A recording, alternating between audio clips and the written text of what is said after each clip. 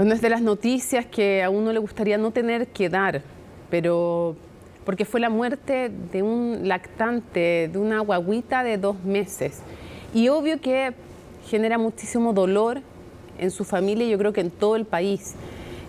Siempre la muerte de un niño es horrorosa, la muerte de cualquier persona, pero de uno de 2 meses en el contexto de una neumonía por la falta de camas es aún más doloroso. Todo esto ocurrió en San Antonio y es un tema que queremos profundizar justamente porque a partir de un hecho doloroso que nunca va a tener sentido y que queremos indagar en si podría haberse, de alguna manera podría haberse evitado, es que queremos conversar justamente con el presidente del Colegio Médico de Valparaíso, Ignacio de la Torre. Muchísimas gracias por acompañarnos. Hola Mónica. Lo primero que quisiera hacer es empatizar con la familia. Tenemos un pequeño problema ahí en el contacto con el presidente del Colegio Médico de Valparaíso. Ustedes lo veían en pantalla, Ignacio de la Torre. Estamos hablando de este caso horrible de la muerte de un pequeño de 2 meses. Muere por una neumonía grave que le causa un virus sincicial. Esto ocurre además en la región de Valparaíso, específicamente en San Antonio. El equipo médico hace todo lo posible y lo imposible en el servicio de urgencia infantil en el Hospital Base de San Antonio y no puede salvarlo porque no había camas disponibles. Doctor, muchísimas gracias por acompañarnos nuevamente. Le damos la bienvenida ahora sí con la conexión en línea. Y usted estaba expresando su solidaridad con la familia de este pequeño. Sí, lo primero que quisiera decir, Mónica, es transmitir nuestro sentimiento de dolor y pena como trabajadores de la salud. Cada paciente que no podemos ayudar, cada paciente que no podemos salvar, nos genera un dolor muy fuerte. Pero cuando eso ocurre además en un contexto donde no tenemos todas las herramientas para ayudar, sabiendo lo que un paciente necesita, eso es doblemente doloroso y se llama injuria moral. Y genera también un dolor, especialmente a aquellos que sabiendo lo que hay que hacer no pueden hacerlo porque no están los recursos.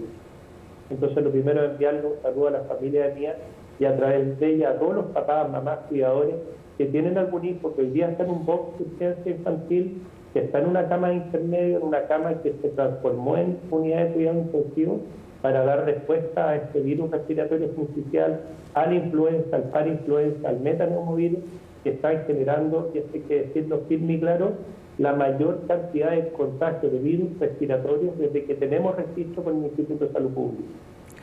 Justamente, doctor, es imposible dimensionar el dolor que está pasando en estas horas esta familia y creemos que aparte de solidarizar con ellos, en lo único que podemos ser útil en estos momentos es tratar de ayudar a hacer conciencia y poner las alertas necesarias para ver si esto se puede evitar. Creemos lo único que puede dar sentido en el fondo como medio de comunicación y por eso quisiera preguntarle primero algo que mucha gente se estaba preguntando en redes sociales.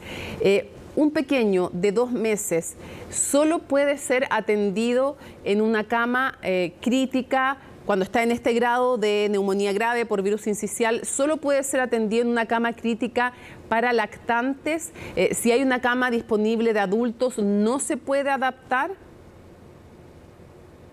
El problema, Mónica, es que los ventiladores mecánicos para un lactante manejan volúmenes que son muy pequeñitos. Sí, y por lo tanto no todos los ventiladores mecánicos de adultos tienen la posibilidad de adaptarse. Se requiere un equipamiento especial, las bombas de infusión, los monitores invasivos y no invasivos que se requieren, pero sobre todo el talento humano que está detrás del cuidado de esos pacientes es de una altísima especialidad que es habitualmente enfermeras, médicos, autistas pediátricos, porque son pacientes muy complejos y muy lábiles.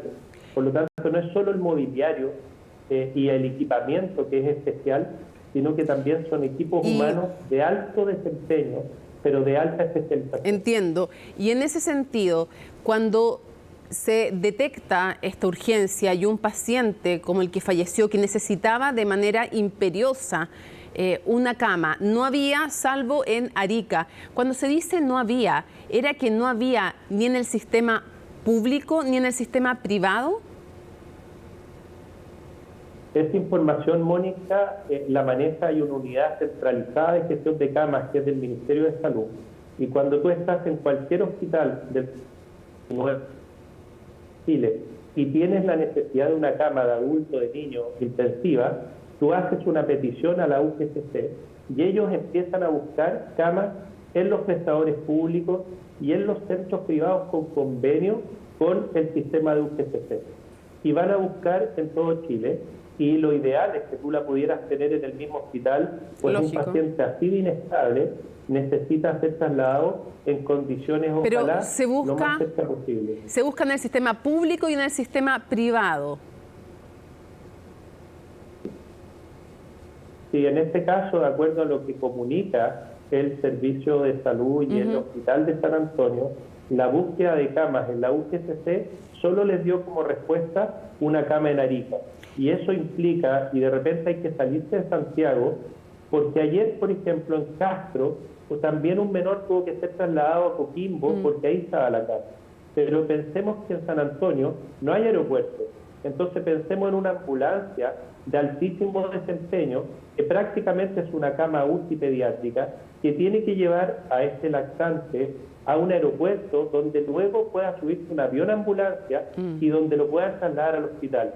Por lo tanto, lo que yo he insistido varias veces es que ese 93% de ocupación, si el 7% de camas están en Arica, en Magallanes, y están lejos de un aeropuerto, no es tranquilizador. Entonces nosotros hicimos un llamado semanas atrás, hicimos un llamado días atrás a reforzar las medidas de prevención, y en este momento, entre otras cosas, el presidente del Colmet Concepción, el presidente del Colmet Araucanía decían: adelantemos las vacaciones en las regiones que están con problemas de cama, que están con problemas de red de salud, que están con problemas de contagio, y la respuesta desde Santiago era: no se necesita. Quiero preguntarle todavía. Eso, perdón, es que quiero preguntarle de eso, es que hay hartas dudas, por eso quiero ir tema por tema.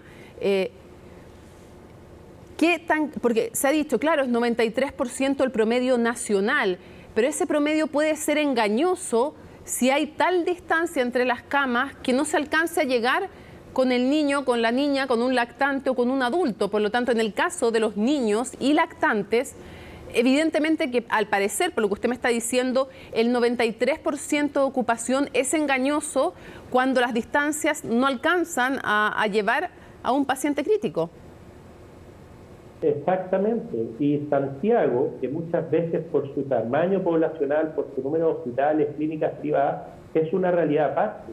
Pero si tú estás en una región donde no tienes un aeropuerto para aeroevacuar, no es tan simple llegar a Punta Arenas, no es tan simple llegar a Arica, y muchas veces en gestionar el traslado, en intentar estabilizar al paciente, se pierde tiempo precioso, tiempo dorado.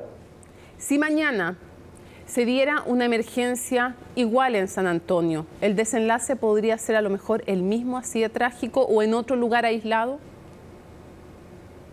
Probablemente sí, y no nos olvidemos que San Antonio está a 1 hora, 1 hora y media de Santiago. Sí, pues. Imagínate qué pasa con ciudades que están a 3 horas, a 6 horas, que requieren, por ejemplo, de un ferry, ¿no es cierto?, como puede ser Hornopiren. Pensemos en lo que puede ser el mismo Chiloé, pensemos el aislamiento geográfico de algunas zonas, sí, pues. Y la disponibilidad hace que el planteamiento, tal como lo decía hoy día el senador Juan Luis Castro, las decisiones debiesen tener un enfoque territorial, regional, porque no es lo mismo tener una región que tiene aeropuerto, no es lo mismo tener una región que tiene un 100% de camas ocupadas, que tiene su red saturada, versus una región que tal vez todavía le quedan un 4, 5, 6% de camas críticas. Entonces, los gobernadores, los gremios y los directores de servicios de salud tienen información para tomar decisiones, pero siguen dependiendo de Santiago para actuar. Y eso es inadmisible en un país que reconoce las regiones como un centro tomador de decisiones. ¿Se están tomando entonces las decisiones, diría usted, de manera equivocadamente centralizada? El subsecretario Arauz hace unas semanas atrás dijo, y me da lata tener que recordarlo, que a nadie le iba a faltar una cama para ser atendido, cuando nosotros, el presidente de Concepción, pedía adelantar las vacaciones en Concepción. Bueno, hoy día le faltó una cama a una paciente. ¿Y qué es lo que responden los médicos y los equipos de salud que estuvieron allá? Frustración, dolor, sentir que no puedes ayudar a alguien porque no tienes las herramientas para hacerlo, destruye los equipos de salud, porque les genera un daño. Y aquí, además, incluso más grave, sin menospreciar el dolor y la frustración de los equipos de salud, aquí lo que destruyó y lo que se perdió es una vida, la vida de un lactante de 2 meses y el dolor horroroso de su familia. Quiero que hagamos una pausa en la conversación para escuchar el testimonio de la tía de este menor de 2 meses que muere en el Hospital Base San Antonio ante la frustración del equipo médico que solo encuentra una cama de urgencia en Arica y no alcanzan a trasladarlo porque no había otra más cerca y él estaba crítico a raíz de una neumonía grave por virus sincicial. Lo invito, Ignacio, que escuchemos el testimonio de la tía de este menor que ya no está con nosotros porque a él sí le faltó una cama. Escuchemos. Desde el día domingo, cuando ya lograron estabilizarla, sentimos un poco que cuando ya la intubaron fue como más normal, estable, estuvo 7 horas. Ayer, como a las 4 de la tarde, nos avisan que Mía ya está lista para el traslado y nunca la trasladaban. Nosotros supimos que la autorización del traslado ya estaba desde las 4 de la tarde. Ellos a las 12 de la noche, la ambulancia que iba a trasladar a Mía desde Santiago, o sea, de San Antonio a Santiago, recién le dieron la autorización. La ambulancia no llegó. ¿A qué hora llegó? A las 10:30 de la mañana llegó, hoy. Escuchamos a la tía, sabemos que se llama Mía ahora, sabemos que era mujer. El dolor es inconmensurable, como le digo, por eso queremos tratar de aportar en lo único que podemos, que es solidarizar y tratar de buscar que esto no se repita. Y en ese sentido le quiero preguntar de inmediato, ¿debiera adelantarse aún más? Porque ya con las cifras del año pasado se adelantaron las vacaciones efectivamente de invierno, pero ¿debieran adelantarse aún más en aquellas regiones donde hay escasez de camas críticas? Tuvimos un problema nuevamente con el presidente del Colegio Médico de Valparaíso. Le estábamos consultando si él creía que, aunque ya se habían adelantado en el plan que se hizo este año con los datos del periodo anterior, se adelantaron las vacaciones de invierno. Pero la pregunta que le hacemos es si debieran adelantarse más en aquellas zonas donde hay escasez de camas críticas o donde hay un número de contagios que se prevé ya es muy alto. Sin lugar a dudas, Mónica, toda región que tenga elevadas cifras de contagio, que su red de salud está tensionada al máximo y que sus posibilidades de derivación se ven limitadas por el aislamiento geográfico o también por las condiciones propias de la región, debiera tomar todas las medidas que se puedan ahora y no mañana ni en 2 semanas para frenar los contagios. Y aprendimos el año pasado, que fue un año con muchos contagios, que al adelantar las vacaciones los contagios se vieron reducidos. Al adelantar 2 semanas las vacaciones, nos decía el presidente del Colegio Médico de Valparaíso, se disminuyeron los contagios y frente a estos incrementos importantes en enfermedades respiratorias nos decía que ya hay una prueba de que sirve adelantar las vacaciones de invierno y por lo tanto ellos plantean que cuando hay un incremento importante y además escasez de camas debiera hacerse así.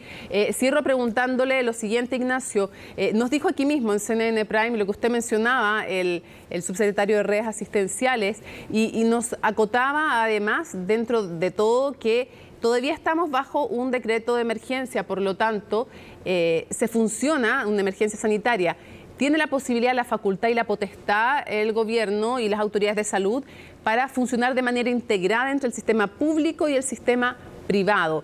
Por lo tanto, él nos decía, no es que le tengamos que pedir al sistema privado reconviertan camas, sino que les podemos ordenar, darle instrucción de que reconviertan y ya lo han hecho. La pregunta es, ¿se requiere mayor reconversión de camas en el sistema público y en el sistema privado y de qué nivel?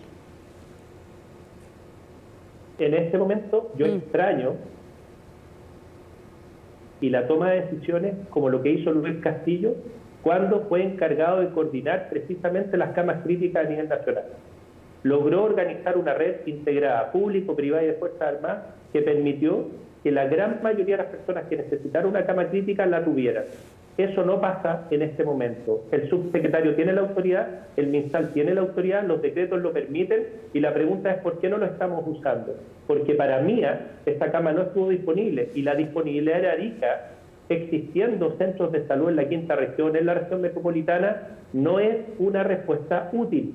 Por lo tanto, si el subsecretario nos dice que tiene los decretos, que tiene la autorización, bueno, ¿y qué pasó con los centros de salud públicos y privados de la región metropolitana que no pudieron generar camas adicionales? Es que él dice, perdón para que lo interrumpa, pero él ha dicho que se dio la orden de reconversión y que se han reconvertido camas tanto en el sistema público y privado. Si aquello es cierto, entonces hay que incrementar el nivel de reconversión. Luis Castillo visitó.